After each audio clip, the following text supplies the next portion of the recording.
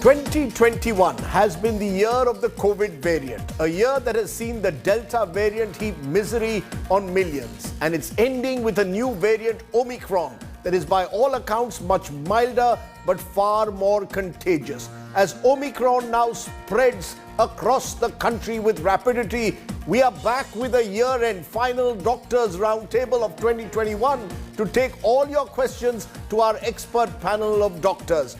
Joining us on the Doctors Roundtable, Dr. Hemant Thakkar, Mumbai's leading consultant physician, who's been with us through several Doctor Roundtables, Dr. Vishal Rao, Karnataka COVID Task Force member, Dr. Arvind Kumar, one of National Capital's leading chest oncology surgeons, Dr. Sanjeev Ahuja, pediatrician, and Dr. Harsh Mahajan, founder Mahajan Imaging, one of the country's leading radiologists. Appreciate all of you joining us on the show. I'm going to raise the first question that's troubling everyone. Is a third wave here with us at the moment? Dr. Thakkar, since you've been with us from day one of this year, now to the final step, tell us, can we say that we have a third wave before us? Absolutely. The third wave is here, fair and square.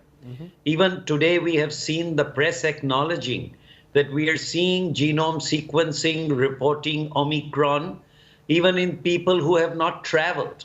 So there is community transmission. Yesterday, Mumbai doubled from 1,200 to 2,500. And today we are seeing galloping speeds as far as numbers are concerned. So we are in the third wave and it's all over the country. Right. You're saying it's a third wave, but should we treat it as a wave that can become the next Delta in a way? Would I be right or wrong in saying that very quickly, Dr. Thakkar? Do you believe that simply saying third wave will be alarming? It's not as alarming as Delta. So I like your question because I want to be an optimist and not an alarmist. It's a wave, but it's not like a tidal wave which is going to sweep us off our feet. It's going to be a gentle breeze which is going to go through the population. And in fact, it's going to be ipso facto a vaccination. It's going to sprinkle the virus amidst a large portion of the population, which will become seropositive. And who knows, this wave may be the classic signal of all viruses who have been squeezed and controlled and strangulated, where they rapidly transmit, but they weaken in their intensity. So we may be in the last mile, and this is my prayer. So the word wave would not be a frightening one. It's a mild, gentle, breezy wave. Okay, you're giving us a positive, something to hope for right at the very outset. But Dr. Rao, you want to take that because you're with the Karnataka COVID Task Force. A point which Dr. Thakkar raised just now is a question that we are being asked. Is there community transmission of Omicron? It is not necessary that only those who've traveled or come from the United Kingdom and other countries are spreaders. It's spreading within the community is the suggestion. Do you believe that? Thank you, Rajdeep. First of all, I wish India Today and all the viewers a healthy new year way ahead. I would like to reiterate and taking back to where we started off, Rajdeep, when we had the first wave. December 2019 was the D614G from Wuhan. December 2020 was the Delta strain. December 2021, we are seeing the Omicron. And if you look at all the three variants of concern, this time again there is enough of compelling data, and even the INSACOG has just recently in the bulletin put out, the WHO has put out that Omicron is a virus with variant which has capability for higher transmission and greater immune escape. It has still not shown higher virulence.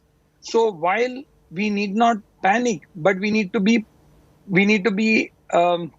aware that this is a viral variant that has the potential to overwhelm the existing healthcare situation, and hence every strategy to mitigate it needs to be done. Now at this juncture, our main concerns are that in India, 26% of the population is still below the age group of 14 years, which comes to about 19 crores. Now, considering the rapidity of the transmission, which we are seeing in 108-9 countries of Omicron, we know that this vulnerable age group, which does not have a vaccine yet, is the one that can quickly be coming to it, and that's something that we have to look forward to protecting in the third wave for the younger age groups. Okay, I'm going to come to that, the younger age groups in a moment, but you want to take that also, Dr. Arvind Kumar, community transmission, and the question that I'm next going to pose, are masks good enough to prevent Omicron spread? Are masks good enough? If it is out there and is so contagious, can masks prevent it, Dr. Arvind Kumar, in your view? Rajdeep, first of all, good evening to all the viewers. Community transmission, as has been stated by two previous speakers, is definitely there. No questions about it. I would also like to say that although the current data says that it's highly contagious, but not as virulent as Delta, but I would like to remind Rajdeep, when Delta infections had started in our country around January, February, we did not know at that time that it is as virulent as it ultimately turned out to be.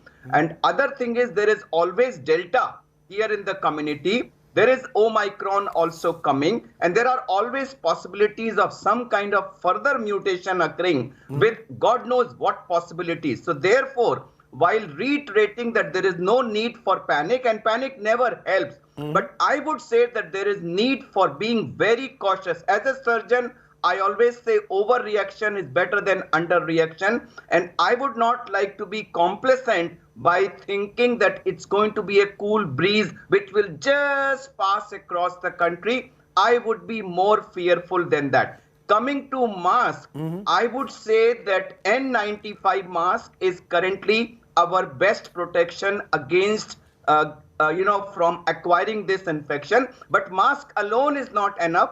Mask has to be complemented by social distancing. And the most important thing, which somehow is not so much highlighted, is people collecting in large numbers in closed spaces, which are known to have almost 100% transmission. So please avoid collecting in closed spaces, maintain distance from each other, wear N95 mask properly, and vaccination is also a very effective method. Of course, there are breakthrough infections. It is more effective in preventing severe disease, but I think somewhere along the line, it also prevents infection. So these four things put together are today our best bet from infection prevention. Okay, you've raised an important point that maybe we could have both Omicron and Delta in the air. And what happens then?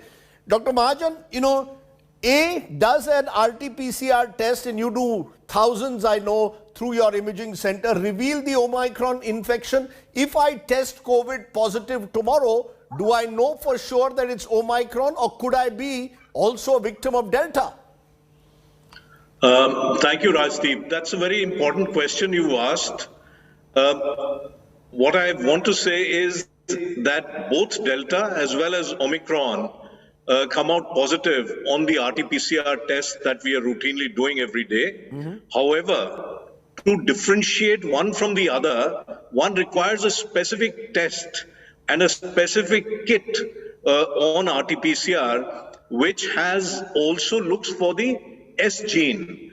We know that in Omicron, there is a S gene dropout, whereas that is not the case with Delta. However, most of the kits being used today do not look for S gene, and these kits currently are imported. And if we have to start looking for that, then we would need to change our kits. I do know that in Maharashtra, and specifically in Mumbai, the government is attempting to test twice. First, use the regular kit, which is much cheaper, and test for positives, and then all positives are put through the S gene dropout RT-PCR test to pick up those that may be Omicron or Delta. But Dr. Mahajan, a viewer is asking, should I be pushing for taking this S gene test, or is it out of my hands? You're saying that in this country we don't have the facility for an S gene test. Is that right? See, it can be easily done, but right now it's out of your hands, because remember, the government has capped the RT-PCR prices, and a much more expensive kit would not even cover the cost of what we charge. That's point number one. Point number two, even this S gene. Okay, we'll try and go back to Dr. Mahajan. We're having a slight problem at the moment with his audio. Let's move on because we want to also look at symptoms and treatment. And a point was made right at the very outset by Dr. Rao, the worry for children, those below the age of 14 in particular. You want to take that, Dr. Arora, your concern with those who are young, and Dr. Ahuja, those who are young, what do they do? Those who have not got vaccinated below 14, how concerned should we be about them if they start developing symptoms of Omicron? Correct. So see, all through the last few months, children have been getting COVID infection. In Mumbai, it's been a constant thing as pediatrician that we see. But again, fortunately, most cases are mild. They do not require hospitalization, the need for oxygen. But the worry is that if the transmission is so high with Omicron, that if the number of cases really increase as they already are in the last 3 days, then the cases which may be severe also might at least rise relatively a little bit. Right now, we are seeing a large number of children affected with COVID. In my practice, I'm seeing cases with fever lasting for 3 to 4 days. But as of now, not so many cases with breathlessness or breathing trouble or needing hospitalization. But the cases have increased. No, but are you worried about, should I be worried as a parent if my child gets Omicron? What are you advising parents? Well, I think the move by the government to start vaccination for the 15 to 18 age group is a good step, which hopefully should cover another large chunk of vulnerable population, because that's the age group which moves out a lot. It's very difficult to restrict teenagers, and hopefully even the younger children will get the vaccine in the few months to come. See, right now, vaccination is our only reliable tool, because we have seen that severity in adults also who are getting COVID now is much lesser than it was a few months ago. But do I send my child out to play in the park? Can my child go to school, or are you saying don't do it for now? I would say not for now, because we are seeing an upswing in cases, and I think that there is going to be a rise at least until February end, after which cases may go down. So unless very essential, children should be kept at home. Large gatherings, crowds have to be avoided, and people have to reiterate the importance of masking and social distancing, which is, as we know, even more important than the vaccine. But faster administration of the vaccine, even to the pediatric age group, we have, the director, the Drugs Control General of India has given emergency approval to using the Bharat Biotech Covaxin, which shall be implemented from the 3rd of January. And I think and hope that with at least more and more children being vaccinated, the risk of severe disease will go down. Let's look though at the fact, you're mentioning vaccinations, but let's look at what is a big concern. Dr. Thakkar, in almost a number of cases of Omicron, both in Western countries and in India, people who are double vaccinated are getting it.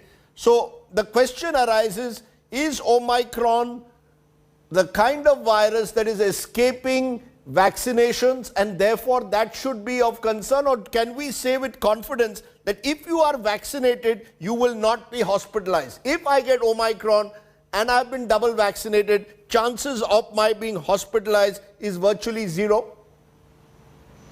This is a difficult question to answer head on, because when you get Omicron now, or when you get infected now after 2 shots, you don't know whether it's Delta or whether it's Omicron, because Omicron is gradually creeping in. But whatever it is, if it's Delta, the Delta has been protected, wherein the symptoms that the patient presents with is weak. If it is Omicron, then it again shows that either it is protected against it by the 2 shots, or it's a weak virus and a small mild infection. We at the ground level are clinicians. We will soon get so overwhelmed with numbers that we won't have RT-PCR kits, which a lot of countries are scrambling to get. Where's the question of getting the S-gene dropout kit? And as one of our speakers correctly said, that expense is phenomenal. We have to assume that this breeze, which is actually a wave in numbers but a breeze clinically, is there giving infectivity to everybody. I don't mean to say breeze so that you can relax and chill. You have to consider it as a fresh infection. This infection you are getting despite the shots. So it's akin to influenza. You take the influenza vaccine. It doesn't guarantee that you won't get the flu, but it definitely guarantees that if you get the flu, it'll be mild. If you get the mild flu, it will keep you out of hospital. So above everything else, I want to allay the panic, but at the same time, keep the strong arm of caution where everything that my speakers said should be indulged in. Don't take it lightly, because like I'm saying, the kits are going to run out. The phone lines are going to keep ringing. The vitamins and other drugs which people are scrambling for will also go into short supply. And actually, this message that I want to give through your channel, don't scramble for the antibody cocktail unless your doctor tells you to. We have patients calling you, I am positive and I need the cocktail. It's in the yesteryears when people would say, I have dengue and I need admission. The dengue is in the heart, not in the mind.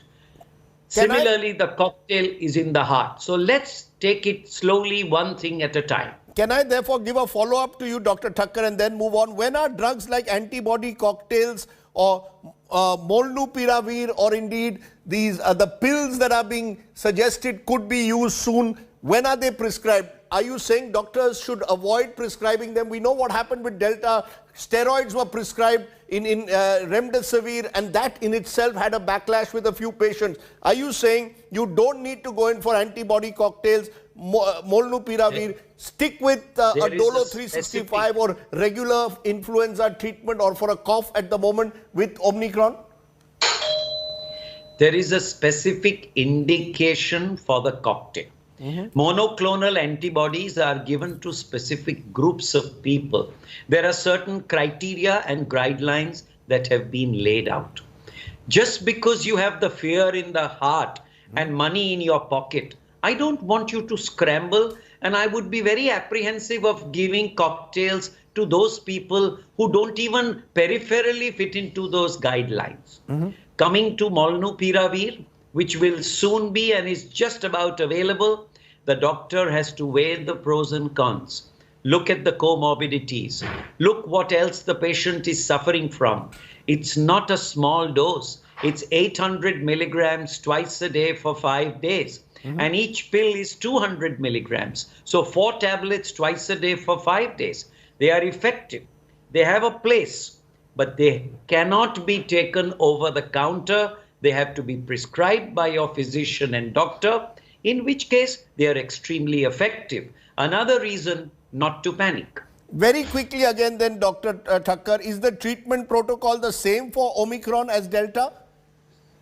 Omicron protocol is in fact less. Stay at home, take paracetamol, symptomatic treatment, vitamins with vitamin C, steam inhalation, and if things don't settle down, your doctor might start you on an antibiotic or probably even get you molnupiravir on the second or the third day. And how many days do I stay at home? 5, 7, 14? CDC says 5. I disagree.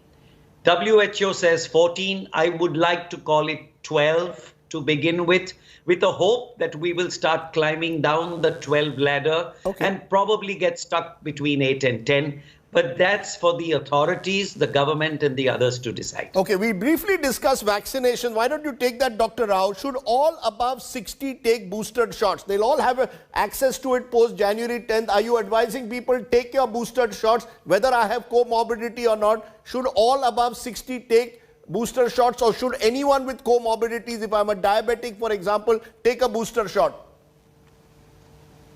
See, Rajdeep, there is compelling global evidence from the USA's CDC, from the NHS UK and European nations that a third dose improves your protection against hospitalization and ICU admissions And the first country to have done that and published it in the Lancet was Israel, which again showed its protection against Delta.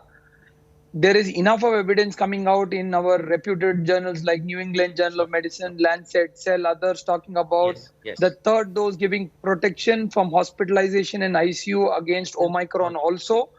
And the immunologists globally reiterating the fact that a reminder to your immune system is required if you have completed 6 months.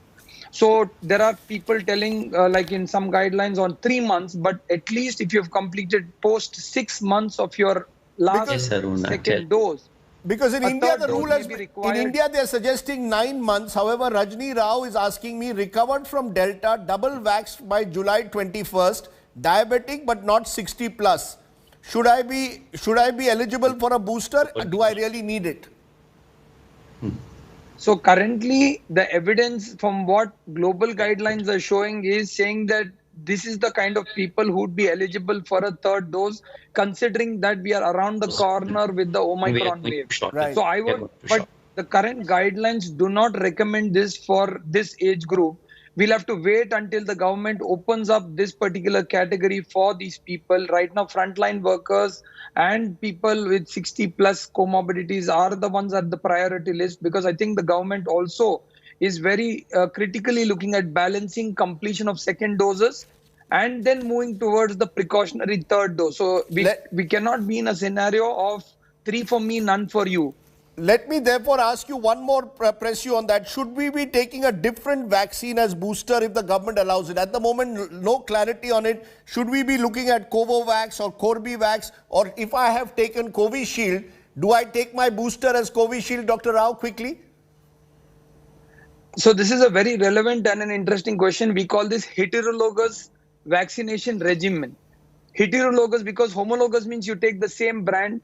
Heterologous means mix and match. Now, if you again go back to some of the global guidelines, they are currently allowing mix and match, saying that what was important is that whichever vaccine type is there, it needs to remind the immune system about the viral strain. And that is what now the decision for this comes on 2 criteria, the reactogenicity and the immunogenicity. Now there are differing data based on brands. So it is going to be the final FDA in the country. Here in India, it's going to be the DCGI and the CDSCO that is going to give you directions based on the data presented from individual companies on what they are showing. But your view, mix and match or not? If I can mix and match, should I mix or and not? Match. You should mix and match. My view is that in the current data, you can mix and match. That's my current view, but we have to wait for data. But this is my view. Okay, interesting that you're saying that. Dr. Mahajan, let's come back to you. You've joined us again. Can Omicron evade detection tests? You were referring to various tests. The worry is, I know someone went to a wedding in Mumbai. Outside the wedding, there was someone doing rapid antigen tests for them. Is that really foolproof? And can Omicron evade these tests in any case? See, the rapid antigen test has been around for some time, but it comes positive only when the infection is beyond a certain limit or the CT value, as we used to say, is below 24. So if the viral load is high, then using the rapid antigen test, you may still get a positive report, but its sensitivity is significantly lower than RT-PCR. And so RT-PCR is the test of choice. If you don't have that around, then you can use the rapid antigen test. And if you test, every day or every other day, then your chance of coming up positive is high. Having said that, in our own data that we have ever since Omicron has come, we have seen that on the RT-PCR, there are very few patients who had CT value below 20, meaning that it kind of reiterates the same fact that this may be a milder infection. However, a milder infection, when it occurs in hundreds of thousands or in lakhs and millions, even 1 or 2% going wrong or getting severe disease may actually overwhelm the entire system. But hence, But We should I have be to testing? prevent infection Should I, and should do I, Dr. everything Mahajan, be possible to do testing? that. If I have a sore throat today, should I immediately test in your view? Or should I resort to home care and only test if the cough persists or the sore throat persists? That's a good question, Rajdeep. I would say that if you actually have a sore throat and the scratchy throat is one of the early symptoms of Omicron, then you should test, even though this is also the season when you have the regular flu and other viral infections. You must test, because even though you may have very little symptoms, if you give it to those around you, then one of them may end up getting a more severe illness. So, okay. So effectively, you should test if you have the symptoms or the symptoms emerge. Go and test. Dr. Kumar, oxygen was a huge crisis with Delta. Do you believe that Omicron doesn't put the same pressure in terms of, should I be worried about oxygen shortages at the moment? Should I be looking at Omicron, as most speakers are suggesting, only as a mild illness, as a mild fever, and therefore not worry about any oxygen shortage that could come? Rajdeep, my prayers would be for imagining and for a situation where everything that the other speakers have said turns out true, and this is my wish and prayer also. But I just want to go back to February, March 2021, and many times we were on the shows, and at that time Delta had just started, and we were initially seeing mild symptoms. Right in the beginning, there was no pressure on oxygen. Vaccination, we were crying hoarse on the TV channels that anybody who's vaccinated will not get the infection. When the numbers increased, we started seeing people with vaccination getting infection. Then we said these people will not have serious disease, will not have deaths. But then you saw that a lot of people did have deaths and serious disease also, because the numbers were so overwhelming. So therefore, while agreeing that there is no need for panic, I would like to treat with the same caution that we had at that time, that if the numbers go huge in millions, we will face all kinds of problems that we faced earlier. And therefore, today is the time to overreact and not let the numbers go out of hand and create a serious situation for ourselves. Yes, oxygen is available much better today. The bed preparedness, ICU preparedness, everything today is better than what it was when the second wave started.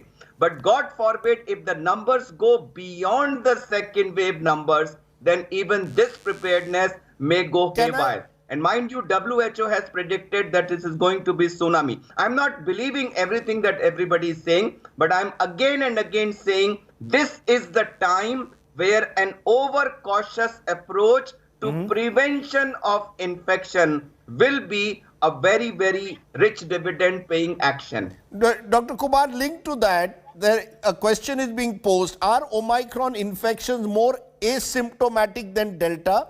If yes, do asymptomatic patients spread the virus? Are you finding that more and more patients who have Omicron are actually asymptomatic?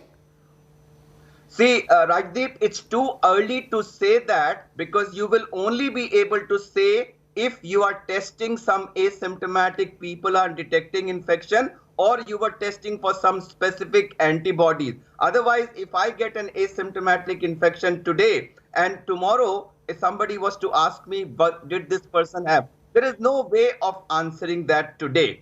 Okay. So let me take that to you, Dr. Mahajan, since you are doing so much of testing. Are Omicron infections mainly asymptomatic, Dr. Mahajan? See, again, I would tend to agree with what Dr. Kumar has said, that these are still early days. But what we are finding, and I can only talk of anecdotal cases, there's no, data as yet, that in a family of 14, whom we tested only about 3 days ago, 10 of them were positive, and only 2 out of them had some kind of mild symptoms. The other 8 were asymptomatic. So there are a lot of asymptomatics, but do remember that both in the first as well as the second waves, we did have about 50 to 60% people who were asymptomatic. And to answer your question, yes, the asymptomatic people can also spread the disease. And that's the danger, because these people do not know that they are carrying the virus and they can spread it. But are the vulnerable groups you're finding in your testing, Dr. Mahajan, in Omicron, same as with Delta? Are you finding a number of, like this family, were there many people who had already had Delta who are now getting Omicron? Well, we are finding a few, but again, luckily in our country, this disease is just starting, even though the numbers are doubling very quickly. But right now, very difficult to say. But we do know from data that's available that this is able to evade the immunity achieved by getting infection earlier or through vaccination, or a combination, the so-called hybrid immunity, which is supposed to be the strongest kind of immunity. There also we are seeing that it's able to evade that. Also, if I would put it very simply for your viewers, if we were to think that 2 doses were enough for the Delta variant, then I would say that 6 months down the line, we do need a 3rd dose to be at par with the immunity that we had against the Delta virus in terms of Omicron. Okay, interesting, because there's a huge debate over, of course, over booster doses as well. Dr. Ahuja, you want to take this? My son is 16. Should I go ahead and take the vaccine immediately? Is the vaccine the best way forward for a 16-year-old at the moment? Well, I think with the obvious COVID appropriate behavior being followed, which is utmost importance, I think you should go ahead with the vaccine. There is a lot of debate on whether youngsters really need the vaccine because they anyway get a mild disease. A lot of parents question us whether it's anyway mild, so do they really need it? But I think yes, everyone should take the vaccine, and particularly children. Data has shown that those who have asthma, obesity, or type 2 diabetes, or those children who have some neurodevelopmental diseases or a prior congenital heart disease, like these are children with comorbid conditions. They are more prone to having severe disease with COVID. So they definitely are there. And I think every child from 15 to 18 now and later on the younger group should take the vaccine because the benefits outweigh the risk involved. Okay. That's important that you're saying that those particularly who are asthmatic should take it. Let's get in more viewer questions. Dr. Thakkar, someone is asking a question that a lot of us are asking also to ourselves and to our office. Is it time to work from home once again? For a little while, it would help to work from home because you cannot afford to let your guard down. This guy, Omicron, jumps so quickly from person to person that one person in the office positive, the whole floor becomes positive, as against Delta, where one positive, only 4 or 5 in the cabin becomes positive. So working from home for a short period of time, till as long as this wave keeps rising and doesn't plateau, would be a very prudent thing to indulge in. Which obviously also means that maybe elections, you have a system in this country now where election rallies are being held with no social distancing. You're telling us, doctor, that you've got to work from home. Our politicians are not working from home, Dr. Thakkar. You need to avoid gatherings and congregations, whether they are at marriages, weddings, funerals, or even political gatherings. If the law applies to one, it should apply to everybody, for the simple reason that the virus doesn't distinguish one from the other. And you can get a huge surge. So I'm sure prudent thinking will prevail and there will be distancing or melting away or smaller numbers for everything put together. The reason I'm asking you this, Dr. Thakkar, is our next question, which is, are outdoor events safer than indoor ones? I mean, politicians are telling me, look, we are in large rallies, we are outdoors. They are not as dangerous as indoor events. Is there any basis to that?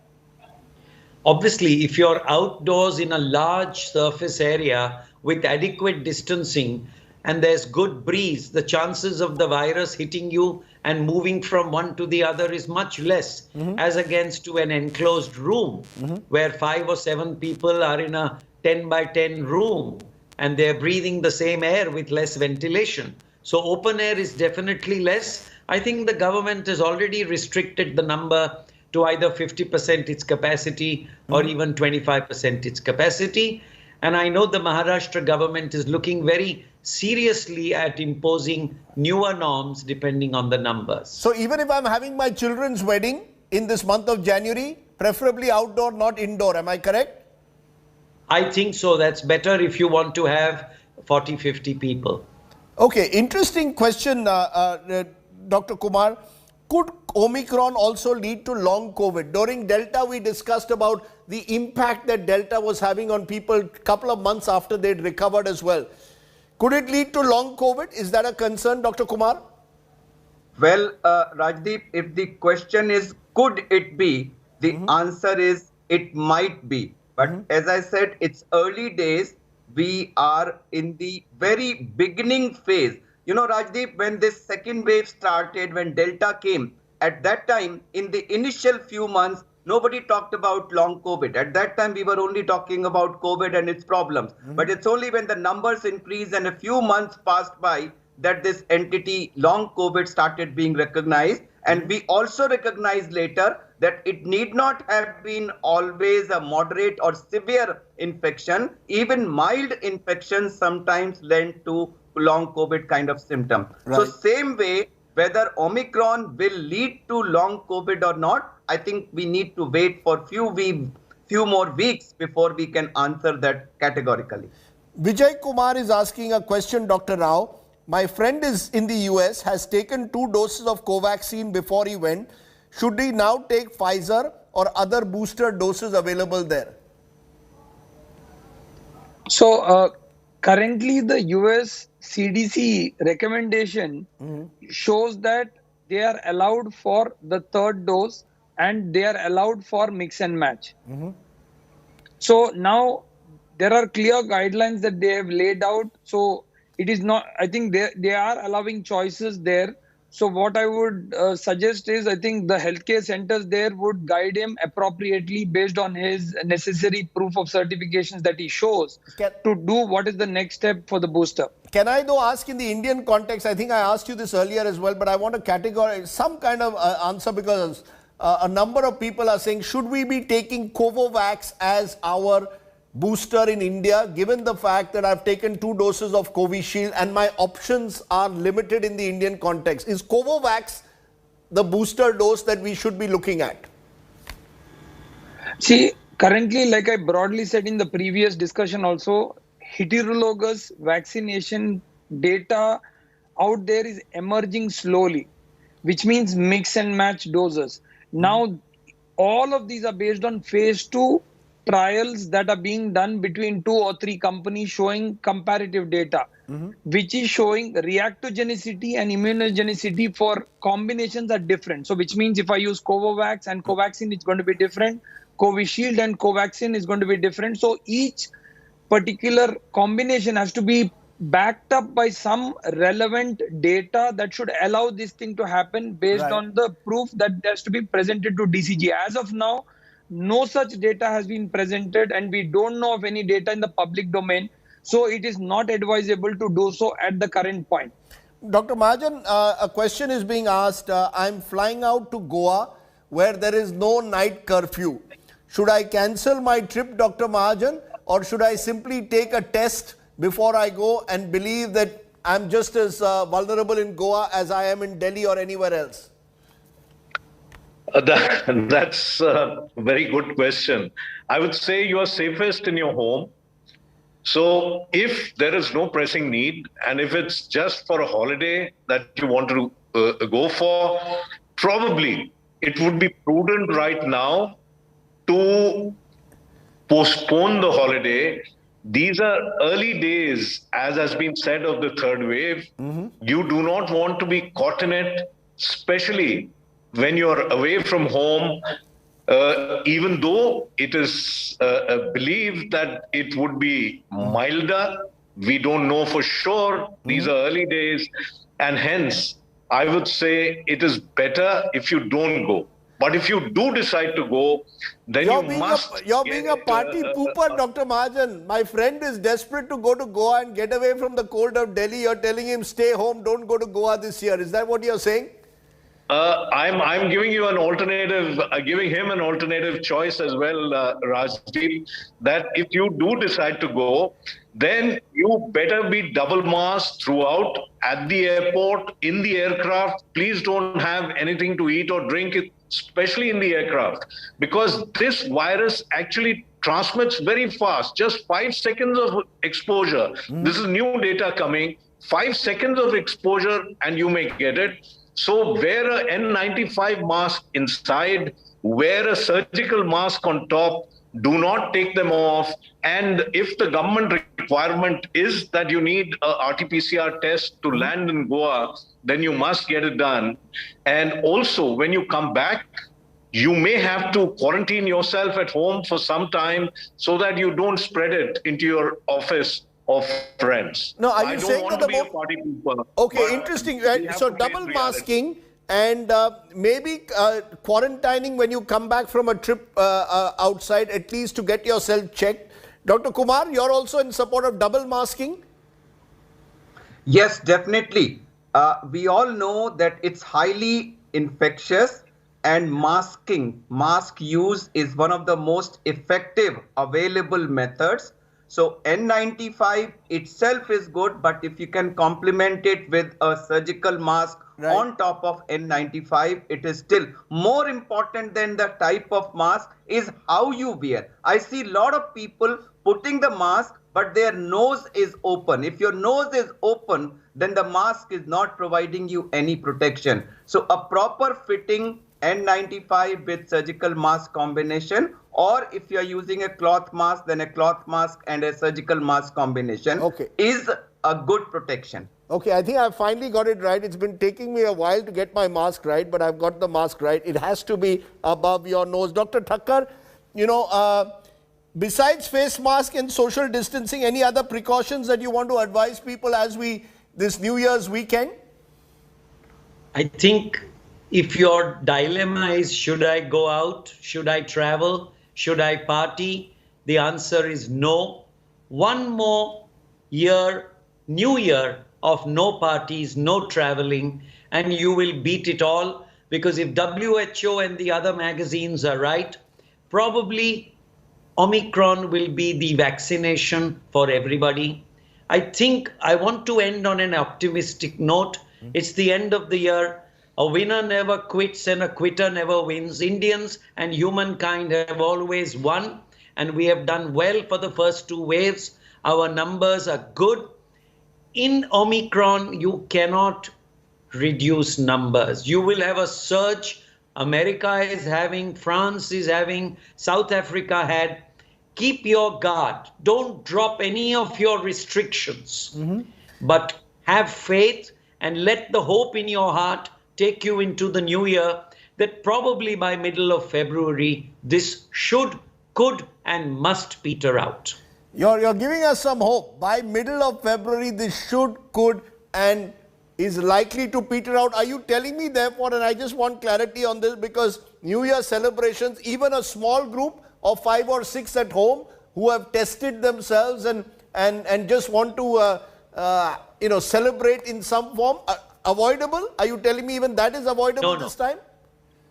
That's the party that I want to be invited to. 4 or 5 people tested and well known. Sure, even I'll come to that party. Is that the kind of party that every doctor, I hope, is going to have this year? So if you're a good doctor, I hope so too. Let's hope so. I can tell you that it is a new year with a difference, and therefore, perhaps, as all our doctors have suggested, this is not a time to let our guard down. At the same time, it's not a time to panic. I think Omicron has given us a sense that while we have to be cautious, let's not panic either. It is possibly, hopefully, the last phase in this battle against COVID-19, and hopefully 2022 will bring better news than 2021, the year of the variant, has. As always, to all my doctors, thank you very much for sharing all your insights, and Happy New Year to each and every one of you. Stay well, stay safe, stay healthy is all one can say. And to you, the viewers who followed us through this year, through all our Doctors Roundtable, Happy New Year. May 2022 be a year of good health above all else. Thanks for watching. Bye for now. Jai Hind. Namaskar.